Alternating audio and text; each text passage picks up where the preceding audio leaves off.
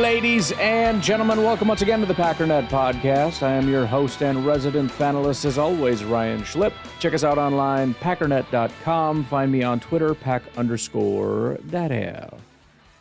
Well, I've been saying it, and the more I look around, Vikings excluded, the more I feel vindicated in just the fact that we should feel very good. There's a lot of teams right now that are not feeling super good, and I don't just mean the Bears, who are just in a complete tailspin like every or every end of a season, which we'll get to. Hopefully, we'll see how time permitting. But I mean, they are absolutely spun up. But when you look at what we did to Seattle, how much complete and total despair there is in Seattle because of what we did to them. When you look at Detroit and their fans, one of the best teams in football, potentially, but probably not anymore, if I'm being honest, the number one seed in the NFC, that at this point, their fans are sitting around saying, well, it was fun while it lasted.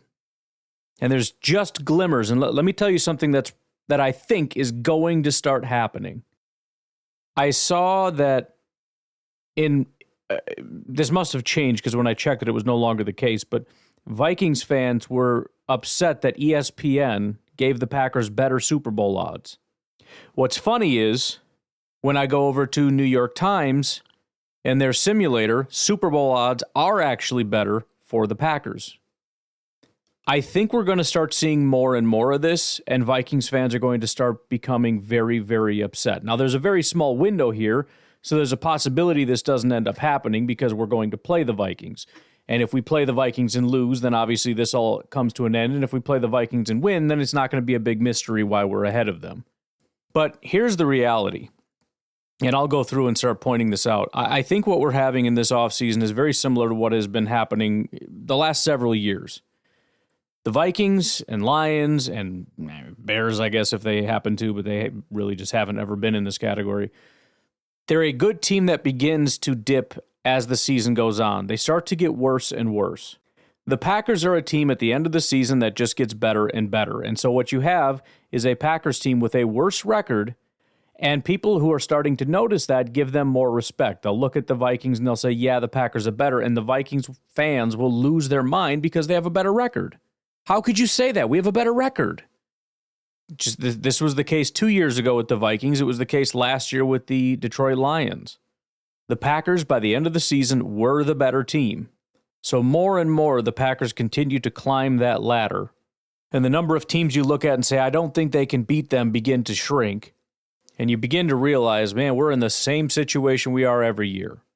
We are one of, if not the top team in football going into the playoffs, but can we get it done? And of course, the answer is probably not, which will lead people to believe that they're frauds or some kind of a thing. But I mean, why would the odds be above 50%? But before we get into all the goodies, let's look at the very limited news and notes that we got here.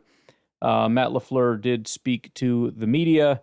Quay's injury is now being regarded as week to week. He made some kind of a comment about we're going to wait and see how he's doing. I wonder, and maybe I'm just speculating here. I mean, I'm clearly speculating. Maybe I'm reading too much into this, but it's odd to me to say we're going to wait to see how he's doing, but he's week to week. I mean, obviously you're not waiting to see how he's doing for this week.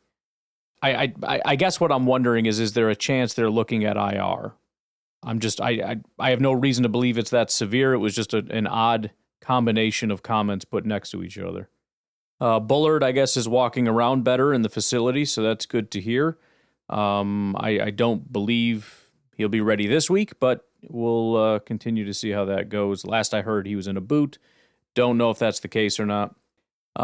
He's noticed the second half has been rough sledding for running, and that's certainly been the case, at least the last 2 weeks that I can remember, dominating on the ground the first half and then just cannot run at all in the second half. He highlighted, number one, coaching adjustments that might need to be made, but also obviously just not blocking well. A lot of praise for Christian Watson. Mentioned that Jordan and Christian have improved. The connection between those two has improved significantly over the last 5 games. I like when they're very specific like that, as opposed to just general. Like, oh yeah, he's very good. Like, okay, well maybe you're just saying stuff. When you say that the connection between these two has grown a lot in the last 5 games, that's very specific. I like that. It feels a lot more real because you are speaking about something very specifically. Matt LaFleur praised Watson's improved practice performance over the last 2 months. Again, specific, not just, oh yeah, I love how he practices. No, there's been a change the last 2 months. Like something is different. I love hearing that. Also highlighted his blocking ability and football intelligence. Praised Josh Jacobs' receiving ability, which I would certainly second that. He is as good of a receiving back as we've had. He's fantastic in space, has some really good hands. It's good to be able to make sure he stays involved, even when the run game isn't working super well. The only other thing, Demovsky had reported that Jordan Love was limping after the game. I hadn't heard that until today when they asked Matt LaFleur about it. But it doesn't sound like it's anything serious. It sounds like he may have just gotten hit in the thigh. So just, kind of a bruised up thing, not tendon or ligaments or bones or any of that kind of stuff. There were questions about whether perhaps the Packers game against the Vikings would get flexed to the late game. Turns out that did not happen. Washington and the Falcons ended up getting that slot. So the Green Bay Packers-Minnesota Vikings game will stay at 1 o'clock. I'm actually pretty happy about that. I think some people feel it's kind of a slap in the face, but I couldn't care any less. That's fine. It also kind of makes sense because although Packers-Vikings is certainly a, powerhouse kind of a battle and it's a good one, Falcons-Commanders is much more significant in terms of playoff implications and all that. So that makes sense to me. Obviously, the big news is who are we getting back, right? Jordan Morgan, Marshawn Lloyd, Jaire Alexander, Luke Musgrave. Maybe 3 of those are inconsequential. It's possible Marshawn Lloyd isn't really going to be a huge part of the rotation, although I would be excited if they'd give him a chance. I really would. My hope is that they all are. I would like Jordan Morgan to be in the rotation. I want Marshawn Lloyd in the rotation. I want Luke Musgrave in the rotation. I know he's not your favorite blocker in the world, and this is a team that prioritizes that, but boy, it would be fun. It really would if we can get him going. Remember last year, as I mentioned, he really started picking it up and got hot down the stretch. Some of his best games were the 2 playoff games. One of the only guys that played really well against the San Francisco 49ers via PFF. And that was coming off an injury, by the way. So it's not like, well, he's coming off injury, so it's different. No, it was the same thing. He got injured, he came back and started playing really well. So Jaire is obviously the most important. After that, you could argue Jordan Morgan, if for no other reason than depth. It's kind of scary once we start having injuries. And then after that, I don't know. But I would love to just get all these boys back and let Matt LaFleur figure out what we can do with it. But we'll find out. We'll see what's going on.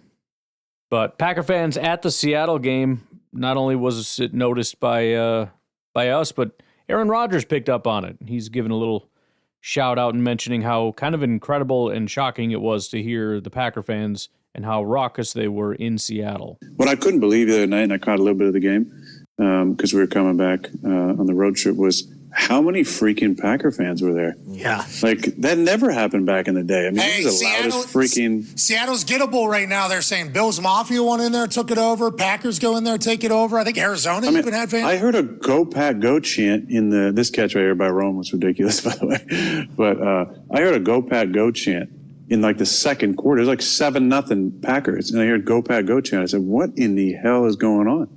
That's the wildest thing ever. And it was the Packers were on offense.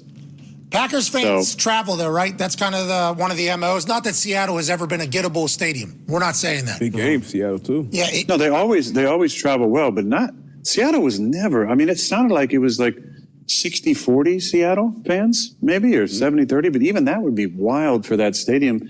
Never in all the years we played there did we ever have any presence that was remotely close to that. So shout out to the Seattle fans for selling their tickets to the Packer fans.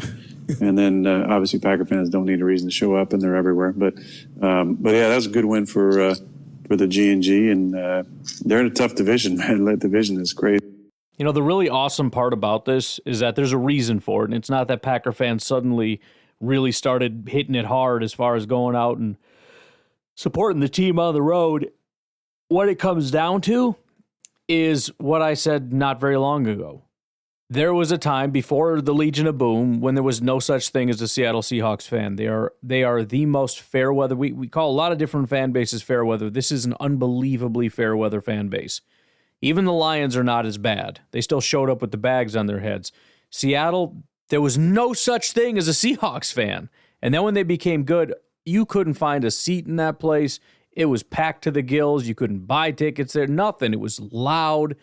And Seattle's not finding as much success lately, and they're not as good lately.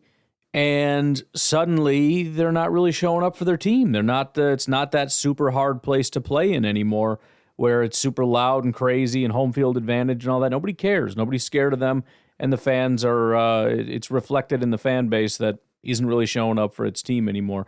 Which is why I decided to go look at how much psychological damage the Green Bay Packers just did to Seattle and their fans. Here are just a couple gems I found. We'll start with this little video here. So the decline of the 12s and home field advantage for the Seattle Seahawks needs to be studied because this is atrocious. It doesn't need... See, this is a young guy here. Whoever this is doing the podcast. He was probably too little to remember because we're talking 10 years ago, probably. So, I mean, if he's 16, he would have been 6. If he's 20, he would have been 10. He might not remember it all that well. It doesn't need to be studied. Seahawks fans are reverting back to exactly what they were the last time they were bad, and they're still better than they used to be. So as long as this continues, just wait. This is nothing. Embarrassing, and I've never seen what happened tonight ever before. I mean, I guess I shouldn't say that because, I mean, that Bills Mafia came into Lumen and took over Seattle as well. But I've never heard "Go Pack Go" chants as loud as they were. It felt like Seattle was playing on the road. That's unacceptable. Unacceptable. In your biggest game of the regular season, you win this, and you have full control of the NFC West. Don't mean to keep interrupting, but just to be very clear, when I said this was a huge game for Seattle, it was. Just like it was a huge game for Chicago, definitely for Miami, definitely for San Francisco. These are huge games where whether you're officially eliminated or not, it goes from your odds are either quite good to get in or quite crap to get in. And the Green Bay Packers make that difference. And that's what the Packers have been running into every single week. And Seattle was no different. This was huge. This was their biggest game of the entire year, and they didn't show up. West, with some really tough matchups coming up. Now you hope that the Rams stub their toes when they have some really easy matchups. The Rams have the Cardinals and the Jets. Seattle, on the other hand, has the Vikings and has to beat the Rams coming up. But we're just going to go through some of the numbers and how there's no longer a home field advantage for the Seattle Seahawks like we're used to seeing. So from 2012 to 2020. So 2012, let's assume that was the start. So we're talking 12 years ago. Seattle was 55-17 at home. Not a single season with a losing home record. From 2021 to right now, they're 16-17 at home. And if they win against a really good Minnesota Vikings team next week, it will mark their second season in 4 years with a losing record at home. I haven't seen it. I don't know what happened. Even in bad years, even in 2010, 2011, when Seattle was 7-9, the 12s showed up. But just in these past few years, it has dissipated. And I don't know why. I see on Seahawk Twitter that, season ticket holders are selling their tickets to visiting fans. I don't know if that's true or not, but unacceptable. It was join the club. It was a gut punch seeing Geno step out onto the field and hearing the "Go Pack Go" chants as loud as they were. I'm not even going to go into the X's and O's of how our offensive line and defensive line pressure is non-existent and was exposed, and all the issues that we keep thinking are going to get fixed aren't. I just miss when this team was feared. So I think it's important to hear the other side because, as I said, it's a lot easier to be critical than it is to be excited. We look at this game and go, you know, there's two ways to look at it. One, you're not satisfied and you're miserable for some reason, and I'm done talking about that, but you know that's where you're at. Generally, on the other side, though, is I feel good about it. That was a good game. It wasn't their best. When you listen to the Seahawks describe it, Seahawks fans describe it, the Green Bay Packers broke them. They were exposed, exploited. I can't believe our offensive line got shredded like that. We have no pressure, which is all these things. Just flip it. Just flip it as far as what they're talking about. There's no pressure. Why? Because of our offensive line. Their offensive line got exposed. Why? Because of our defensive line. This is all a massive compliment. You know, and we've occasionally gone through this where it's like, oh man, we really had this exposed or whatever. The Packers are that team. They are that team right now that is exposing teams. They're the team. When Seattle and Green Bay met, there was a question of like, okay, Green Bay's been through some stuff. I don't know that Seattle has. Let's see what they can do. And Green Bay was the one that showed the world that Seattle are a bunch of frauds. They showed their own fan base. They showed the rest of the world, and now everybody writes them off. Everybody looks at Seattle and goes, okay, well, probably not really a playoff team. And now they're basically done. Like you said, they have to play the Vikings, which is probably going to be a loss. Then they have to play the Rams, which is probably going to that is the new biggest game of the year. That's potentially a loss, and they're done. That's it. It's over. It might even be over before that. I don't care enough to look into it, but that's what the Packers have been doing to teams pretty much every week. Not Detroit. I get that. Although Detroit was way too loud about it, considering you're at home 1-3 with the refs on your side. You balance any of that out, and guess what? You just lost. And on top of that, now they have lost. They had a decimated defense when we played them. They have lost some critical pieces since then. We'll get into that in a minute. In fact, we'll do that right after the break.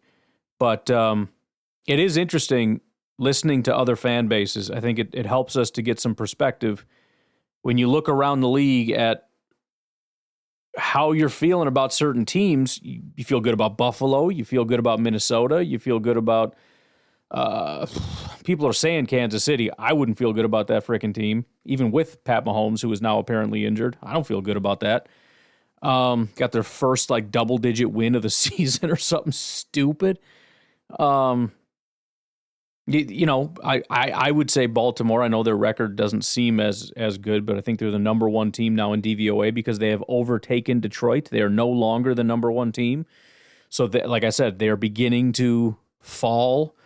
Minnesota, likewise. We'll get into that in a minute. But why don't we take a break and we'll do the same thing but look at Detroit, because I don't know if we realize how much they're in a bit of a death spiral right now. We'll be right back.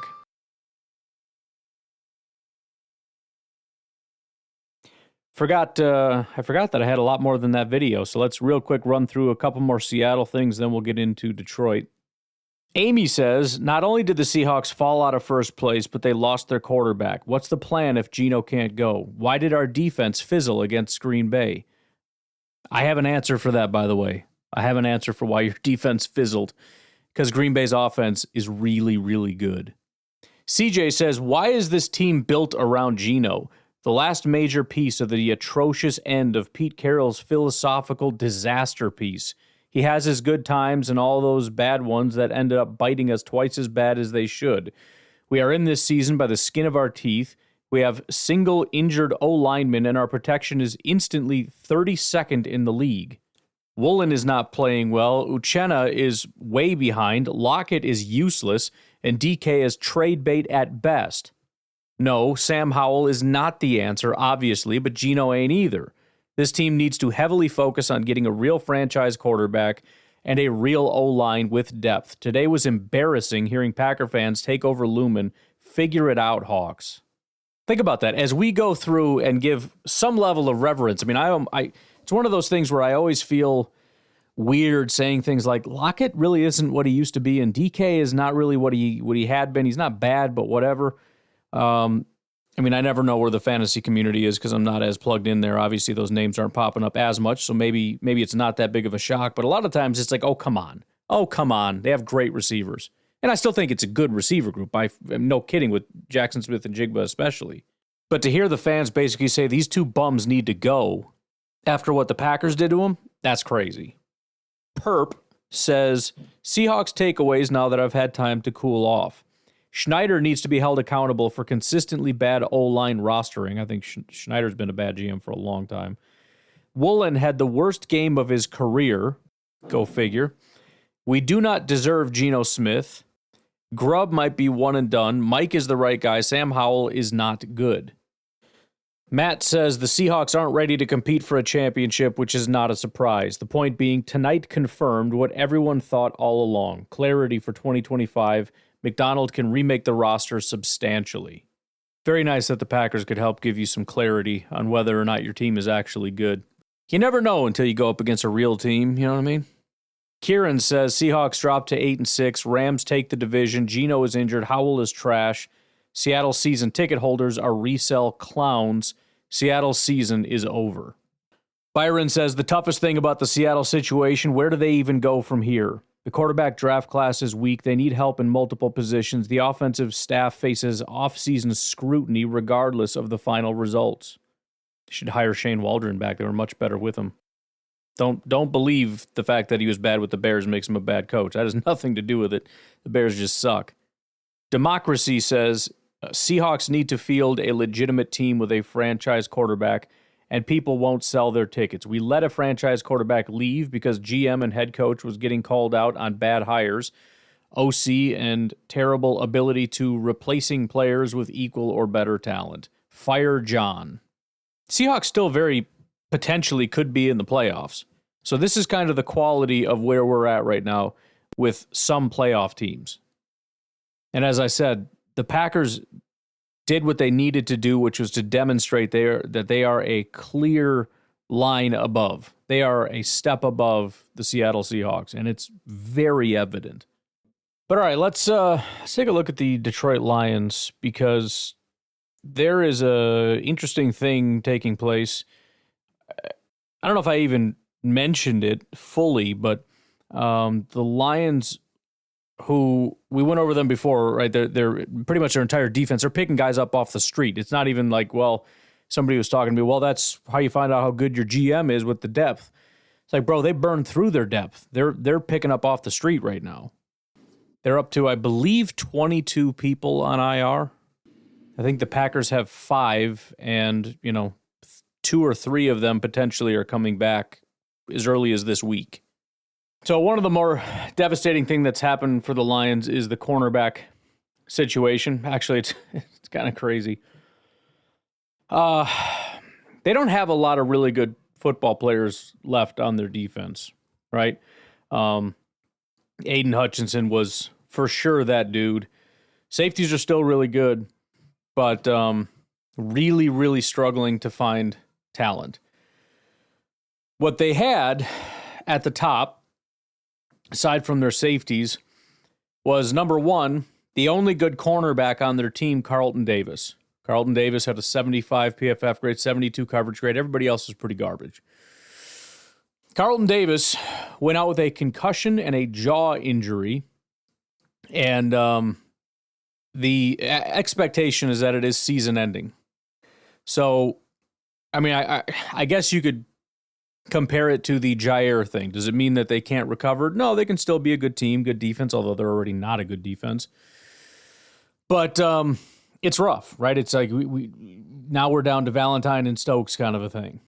Well, to make matters even worse, Carlton Davis goes out, one of their rotational corners that's played here and there due to injuries and whatnot or whatever. Khalil Dorsey, one of their not super good corners, but hey, we need somebody. He went out and played 2 snaps, and then he ended up getting carted off the field with a lower leg injury. He's done for the season. So you lost your corner, your only good corner, and you lost essentially your backup. So Jair and Valentine just went down, sort of. Not quite. Call it Stokes, because he's pretty bad, and I think that would help you understand the situation a little better. But it's not over yet. It gets worse. Of the top guys, Carlton Davis and Alim McNeill. Those are the 2 guys outside of the safeties. So it's Aiden Hutchinson, the 2 safeties, and then after that it's Alim McNeill and Carlton Davis as the top guys. Davis, I already said, is out. Alim McNeill also out. The only guy, I remember I said this when we played the Lions, he's the only guy on that defensive line that's really any good at anything. I know their defensive line looks scary because they pick guys off the street and they jump their snap count and everything else. Trust me, he's the only good defensive tackle they have. He suffered a season-ending knee injury. So they lost 2 of their top guys. They still have 2 good safeties. Their elite pass rusher went down early in the season. Their only good corner and their only other good defensive tackle are done, along with a bunch of other guys, backups and whatnot, that have already been hurt. But those are 2 major injuries and one that really makes the depth issue significantly harder. Then they lose another guy. So the best player on their offense is Penei Sewell. After that is, believe it or not, Kevin Zeitler, another good offensive lineman. This is based on PFF grades. Then it's Amon-Ra St. Brown. You know who number 4 is? The 4th best player? Probably not who you would guess. It's David Montgomery. David Montgomery is the next best guy. And honestly, to make matters even worse, he's a big part of the reason why Jahmyr Gibbs is as good as he is. Because Jahmyr Gibbs is not an every down back. He's not that dude.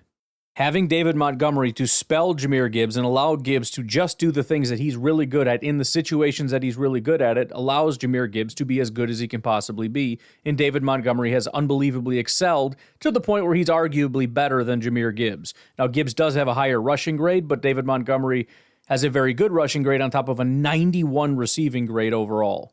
He is out for the season. Montgomery is officially out for the season. Again, that doesn't mean that they can't do it. Maybe they can, but this is huge. I mean, David Montgomery is graded as high, if not higher, than, well, actually, I know he's higher than Josh Jacobs is right now. PFF isn't liking Josh Jacobs a ton at the moment, which is pretty stupid, but whatever. I don't care. He's doing a good job. But now imagine we lost Josh Jacobs. No, we still got some good backs. We still got some guys that can run, but that freaking sucks. And he's the workhorse back.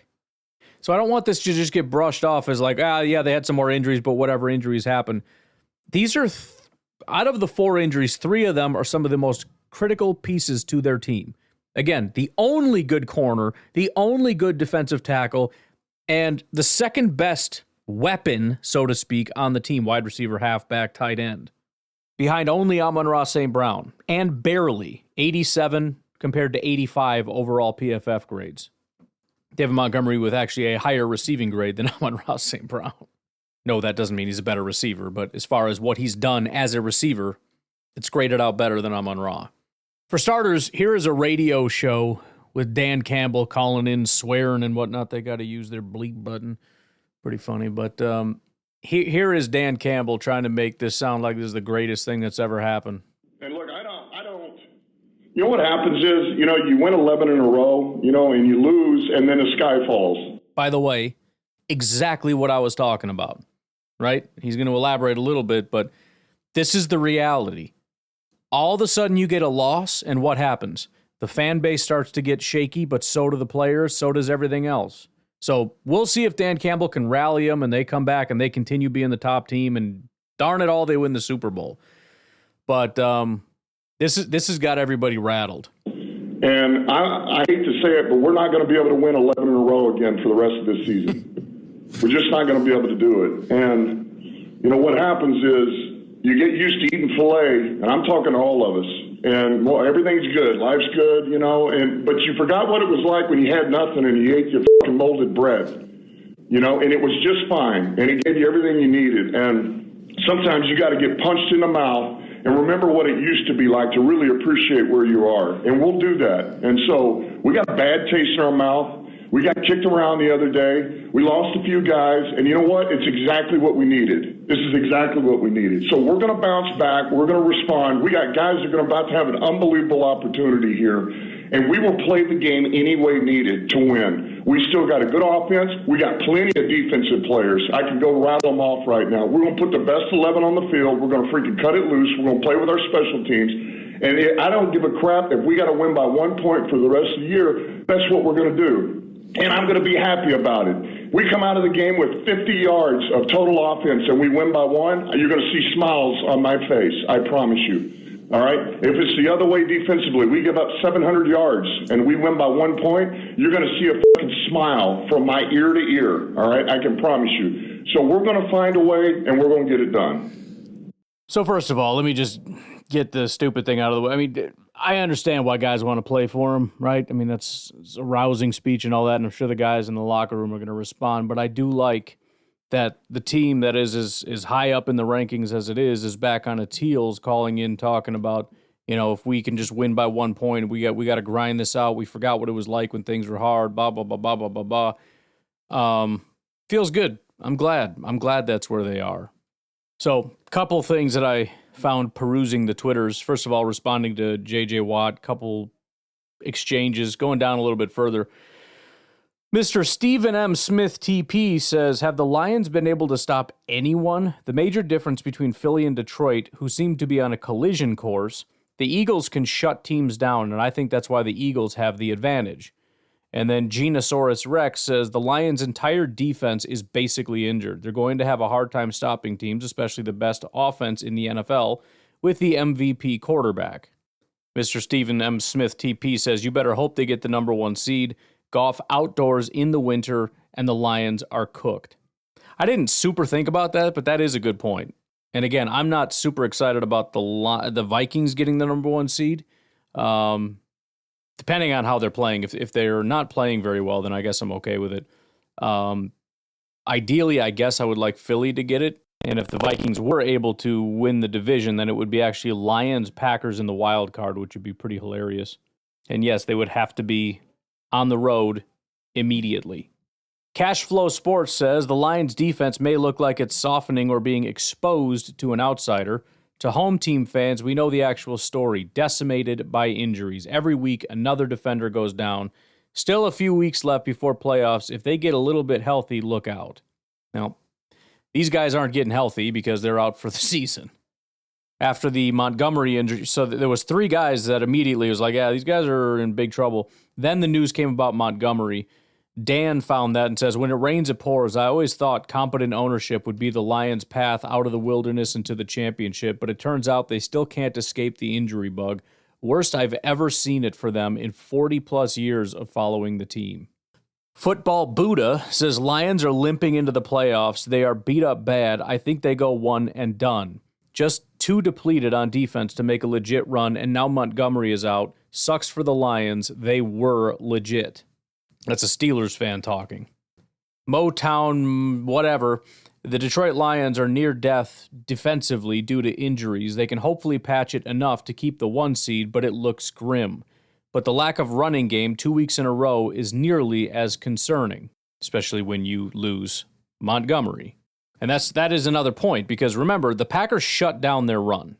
Buffalo shut down their run, and now you lose Montgomery. And like I said, Montgomery was the guy that was spelling Jahmyr Gibbs. And so you have to choose, do we go get our number 3 guy and give him 53%, 55% of the snaps and let Jahmyr Gibbs continue, or do we try to give Jahmyr Gibbs the lion's share? Do we allow him to be the 75% guy? S-Death is Bay says the Detroit Lions have been neutered with injuries in what was supposed to be the greatest season in their history and may end up becoming one and done in the playoffs. That really sucks. Mike Crum says Lions went through their steps last 2 seasons and were ready to win a Super Bowl, but injuries hit and ripped them apart. Are they contenders anymore? Ben Johnson is likely 3-4 players gone in free agency, couple long-term injuries. Their window could be closed that quick. Comment underneath that says, windows close quick in the NFL. Bill says every team has next man up mentality, but at some point, that equals diminishing returns. That's what the Lions are experiencing right now with what's becoming an overwhelming amount of injuries. Packer fan Triangle says, I don't think I've ever seen a fan base as bipolar as the Lions, obviously talking about how much trash they talk and now how much of an absolute spiral they're on after that loss. Evil Chuck Norris responded to that and says, I definitely understand how some of them are feeling. We haven't had a kind of measured success in my entire life as a Lions fan, and now what once looked like a great shot is looking pretty grim with 6 of 11 starters out on defense, with loads of their backups now out too. It's tough. So the mighty Lions right now, although it may not be true, there's a lot of talk about one and done for them. About these are not the contenders. These are not the guys. This is not it. Maybe it's an overreaction, but I don't care. We're in a really good spot. The Packers continue to ascend. I understand that there are some things that you don't necessarily feel great about. That's fine. That's every single team. Did you watch the Vikings?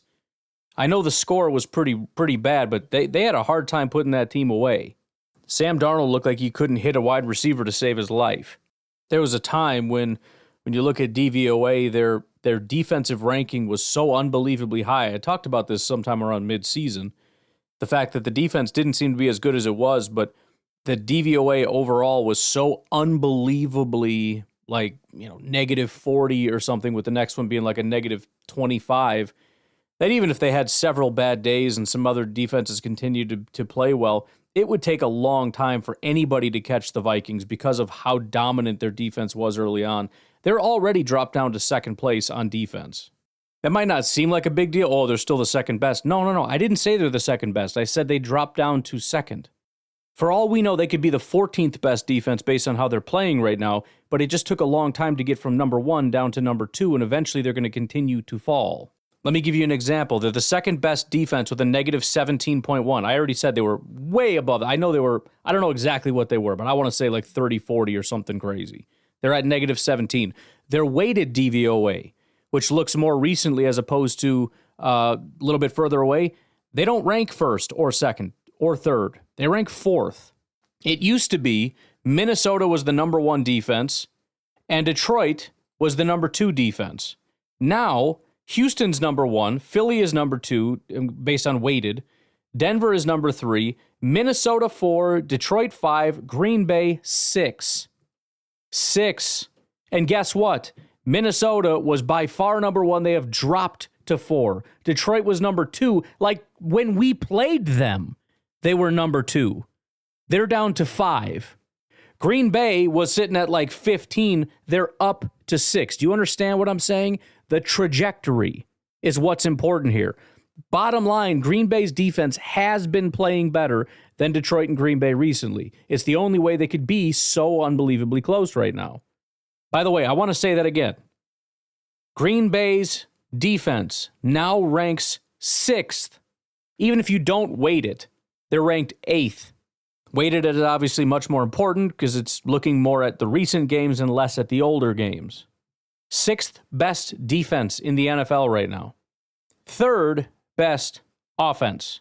And right now, DVOA, I believe it was the same before, has the Green Bay Packers 3rd best football team, with Detroit having lost a ton of players already on the slide.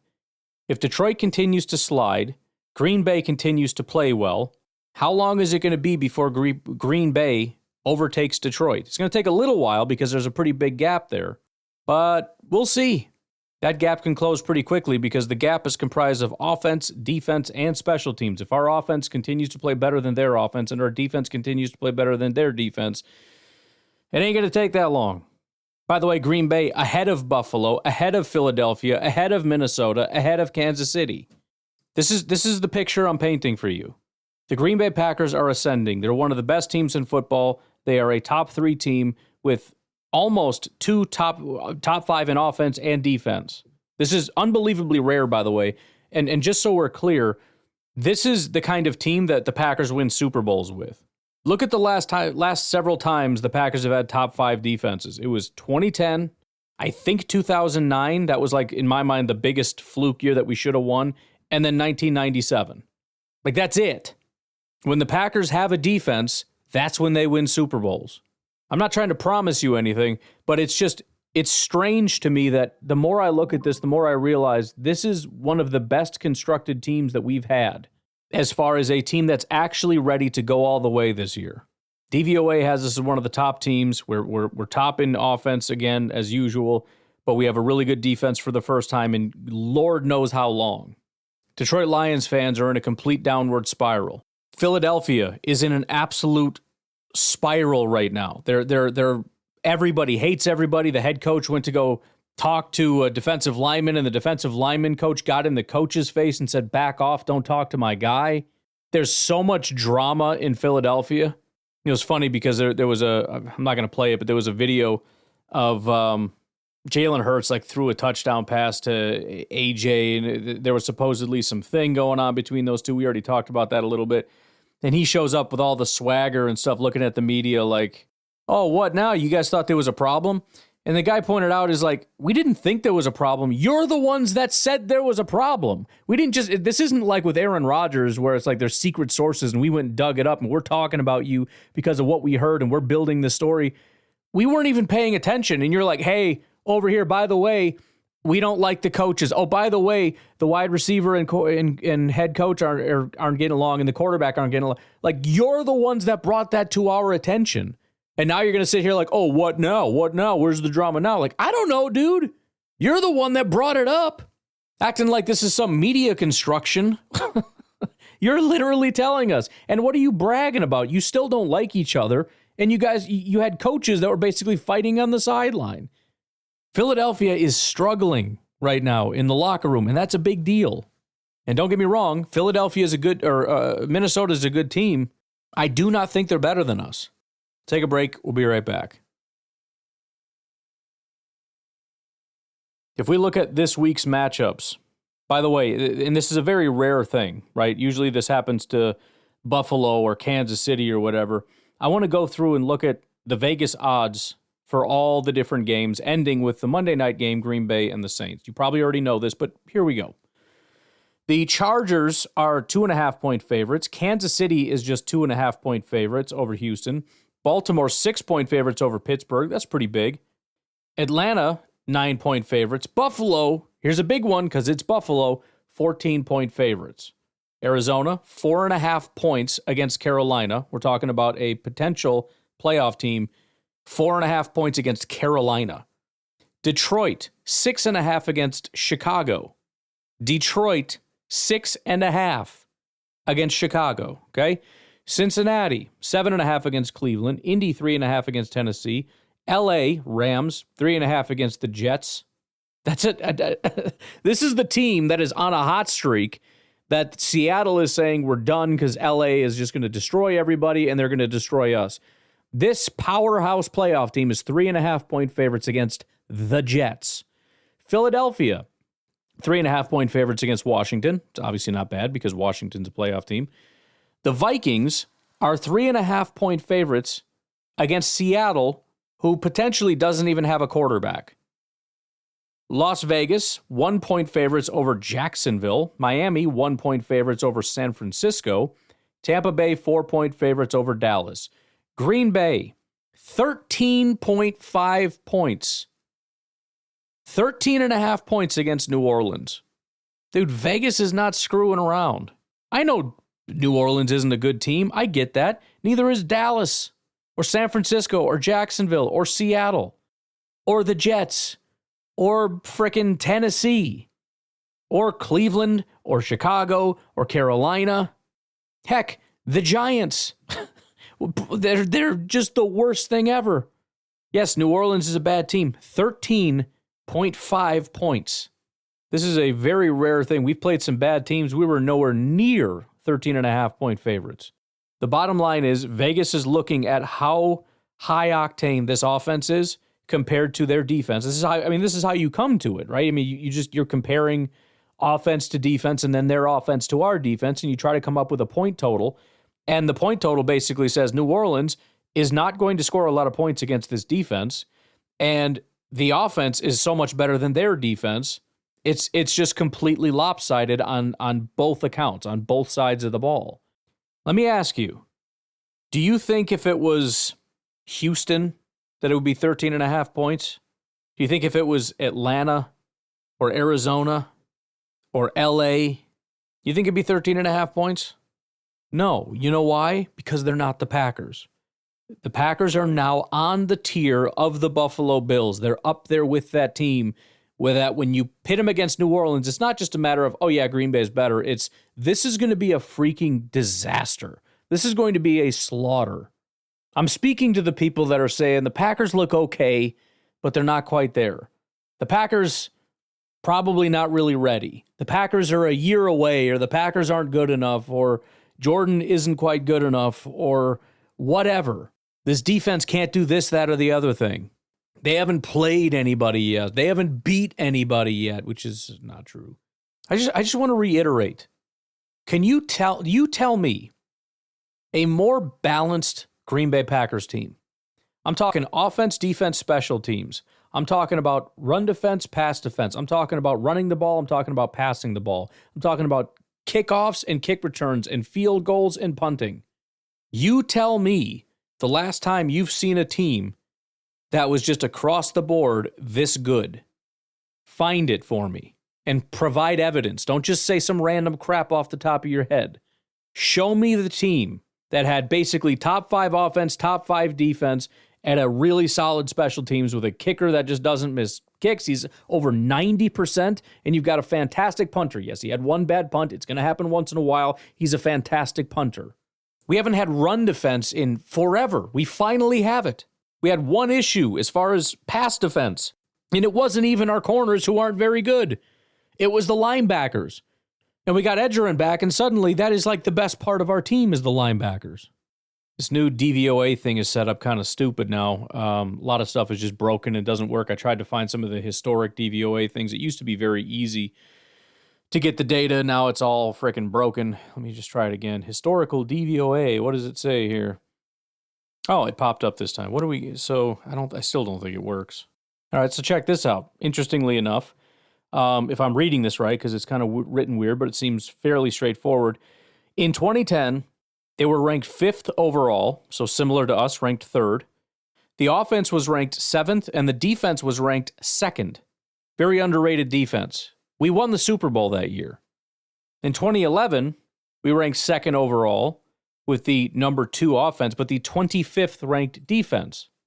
2012 was actually kind of close. That was another good year. 10th on defense. 2013, 8th and 28th. That was crap. 2014, very good on offense, number 1 overall, but 15th ranked defense. 2015 was 11th and 11th. That was the year Rodgers, the first year Rodgers was like, what the heck is going on? The Shailene Woodley year. 2016 was a bit of a bounce back, 5th on offense, but 19th on defense. 2017 was trash, 16th and 26th. 2018 obviously is going to be garbage. 9th on offense, 29th on defense. Yikes. 2019 was our Brian Gutekunst bounce back year. 8th on offense, 14th on defense, so working in the right direction. 2020 obviously was the year we all felt really good about everything. They were 1st on offense, but 10th on defense, which shouldn't have been that big of a problem. But that's the second time now we've seen like 10th on defense and it didn't quite pan out. 2021, 2nd on offense, 12th on defense. 2022, the wheels completely fell off. We were 12th on offense and 25th on defense. 2023, 6th on offense, 27th on defense. And again, right now, 3rd best team in football. 3rd overall ranked offense, 6th overall ranked defense. Even special teams is massively, rapidly improving. Right now, the Green Bay Packers rank 14th, but that's with a 0. It's actually tied for 13th with Seattle, 0.8% DVOA. But their weighted DVOA, which I can't sort by, so I can't give you an exact number, 2.2. So we jump from a 0.8 to a 2.2. That is rapidly improving. That is tied with Kansas City. It is behind Houston, Denver, Dallas, Detroit, and Pittsburgh. And I think that's about it. So what is that? 7th? 7th best special teams? Not 14th, 7th. And again, rapidly ascending. 3rd overall, 3rd on offense, 6th on defense, 7th on special teams. What if we break it down a little further, looking at balance? Is it like all passing? They're the third best passing team and the fifth best rushing team. Okay, what about on defense? Is it like first and 17th? Nope. They're the ninth best pass defense and the eighth best run defense. They're top 10 in every possible conceivable category across the board. Offense, defense, special teams, rushing, passing, run defense, pass defense, all top 10. And every single one of these is actually higher than it appears because we're looking at the past, which was worst, which is watering down the present, which is better. Do not underestimate how good this team is right now. Do not miss what's happening. Do not allow yourself to not enjoy the situation that you're in. Of course, I cannot promise you a Super Bowl. I can't. Even if I could promise you, and I knew definitively that this was actually the best team in football at this moment in time, I couldn't promise you a Super Bowl. And I understand some of you, that's the only thing that matters, and I'm very sorry that that's the situation. But I promise you there's more to football than that, and there are ways to enjoy football. And you can be appreciative that we're not the 29th ranked team in football. I was just looking, there was an article kind of going through a bunch of different power rankings, but it was a Cleveland Browns article. And so it went through like the 10 different power rankings, but in the article it said where they were listed. And it was like 29th, 28th, 27th, 29th, 30th, 29th. Can you imagine? Have you been through that as a Packer fan, like ever? Can you imagine even wanting to read that article? Like, hey, I wonder where everybody ranks us. Like, oh, this one says 29th. This one says 8th, 28th. Look at that. We're sitting here worried about having like the 25th ranked defense as like the worst thing that's ever happened to us, while we have like the third ranked offense. Like, oh, woe is me. That was such a rough year. Oh. Even in the armpit of the Packers' legacy in like 2018 and 2017, when Rodgers was hurt, followed by just a complete implosion of everything, we weren't the 30th ranked football team. We never have to deal with that.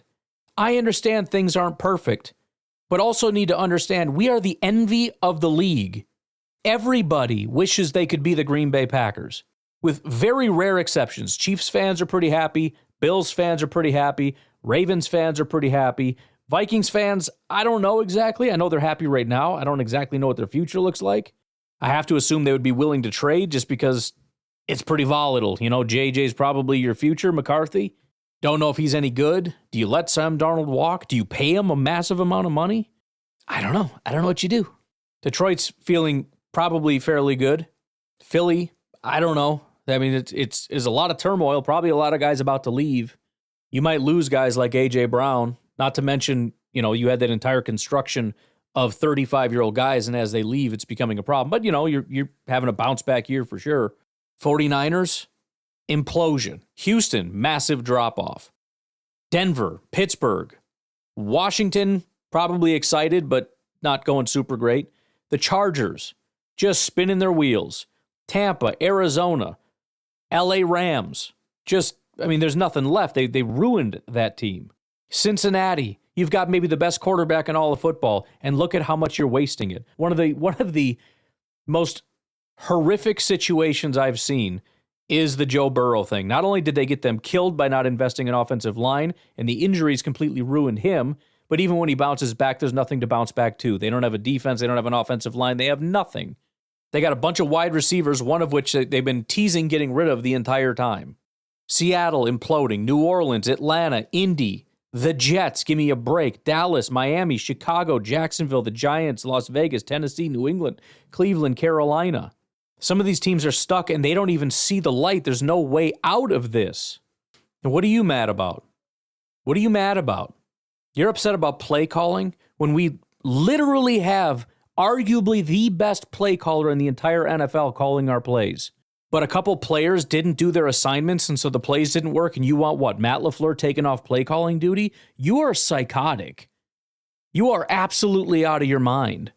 I need you to fully understand that the reason that this offense is working as well as it has, the reason it worked with Aaron Rodgers, the reason why it worked with Jordan Love, the reason why Malik Willis, who is a complete bust, was able to come in here and we were able to win football games is because Matt LaFleur is a freaking wizard.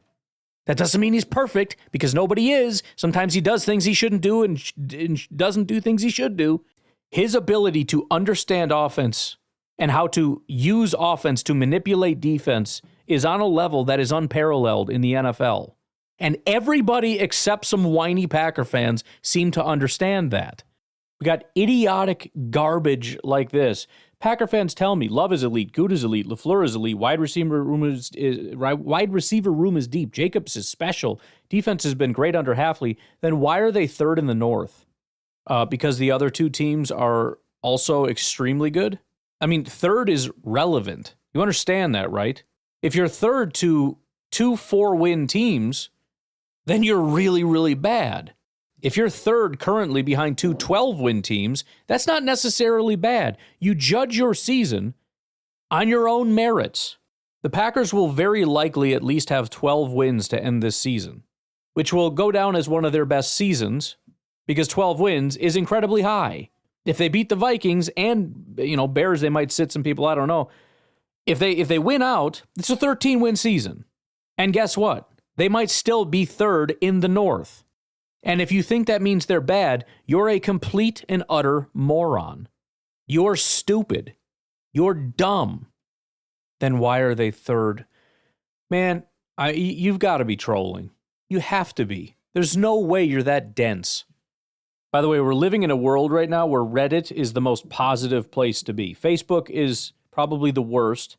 Twitter is about 50-50 or X or whatever. Reddit, I'm scrolling through it. I don't ever come on here, but my half-Mexican attorney told me, where are you seeing negativity? He just lives on Reddit, so he doesn't see it, apparently. So I'm like, let me go check it out. Dude, we won the Super Bowl on Reddit. Everybody's having a party over here. The Packers have multiple 7+ sack games in a season for the first time since 2012 is one of the things brought up on Reddit. That's interesting, isn't it? Anybody care? Don't miss it. That's all I'm saying, okay? Don't miss it. Don't let your emotions dictate things. If you want to know how good or bad things are, actually put in a little bit of work. And if you don't feel like doing that work, then go do something else. But the absolute worst place to be is to just sit in your emotions and just start flailing around and declaring things loudly that you have no idea anything about. It's not a good idea.